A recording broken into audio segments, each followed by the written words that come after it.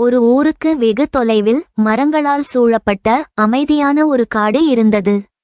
அந்த காட்டில் ஒரு மாயமான ஏரி இருந்தது.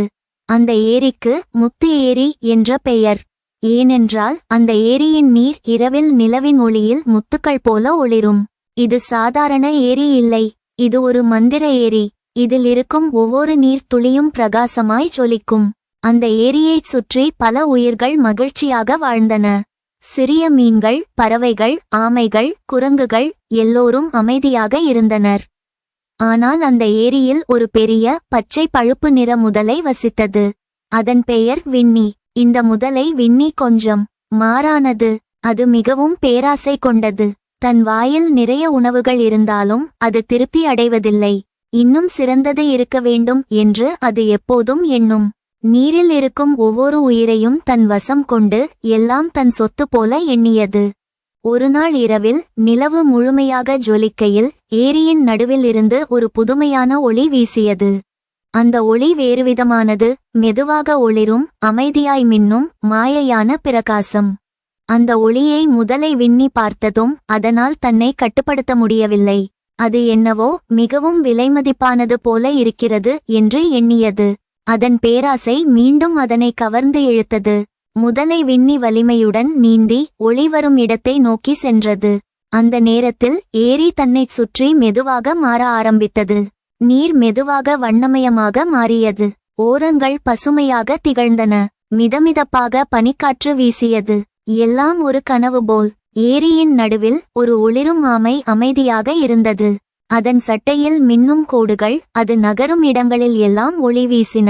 அந்த ஒளி ஆழ்ந்த அமைதியை தந்தது. முதலை வின்னி அந்த ஒளியை பார்க்கும்போது அதற்குள் ஒரு புதுவிதமான உணர்வு வந்தது. ஆனால் அதன் மனதின் மூலையில் ஒரு பழைய தோழி இருந்தாள். அதுதான் பேராசை. இந்த ஒளி எனக்கே சொந்தமாக இருக்க வேண்டும் என்ற எண்ணம் அந்த வின்னி முதலைக்குள் உருவானது. அது ஆமைக்கு நெருக்கமாகச் சென்றது. அந்த ஒளியை முழுமையாக பெற விரைந்தது. ஆனால் அதே நேரத்தில் ஒளி மெதுவாக மங்கத் தொடங்கியது. ஒளியின் சுடர் குறைந்தது. மீண்டும் நீர் சாதாரணமாக மாறியது. எல்லாம் மாயம் போல தெரிந்தது. முதலை வின்னி குழப்பத்தில் மூச்சை இழந்தது. இது எப்படி என்ற கேள்வி மனதில் உதித்தது. அதை பார்த்து கொண்டிருக்கும் ஒவ்வொரு உயிரும் அமைதியாக இருந்தன. அந்த ஒளி பேராசை என்னும் அரக்கன் மனதில் தோன்றியவுடன்தான் மறைந்துவிட்டது. அப்போது முதலை வின்னி தன் தலையை நீரில் மூழ்கி குனிந்தது. தன் பிரதிபலிப்பை பார்த்தது. தன் கண்களில் பேராசையும் வெறுப்பும் கர்வமும் நிறைந்திருந்தன. தற்போது அதற்கு புரிந்தது, இந்த ஒளி யாருக்கும் சொந்தமில்லை. அந்த ஒளியை அனைவருக்கும் பகிர்ந்தால்தான் அது ஜொலிக்கும்.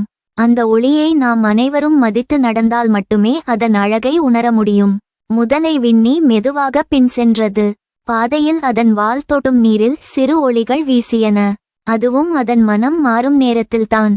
அதற்கு ஒரு புதுவிதமான அமைதி வந்தது. முதன்முறையாக அது தன்னைத்தானே உணர்ந்து கொள்ள ஆரம்பித்தது. அன்று முதல் அந்த முதலை வின்னி அடியோடு மாறிவிட்டது. அது தன் உணவை பகிர்ந்து உண்டது. மற்ற உயிர்களுக்கு உதவத் தொடங்கியது. மூடிய விழிகளில் கூட சிரிப்பு வந்தது. அது ஒளியை தேடவில்லை, அதுவே ஒளியாக மாறியது. முத்து ஏரி தன்னை விட்டுவிடவில்லை.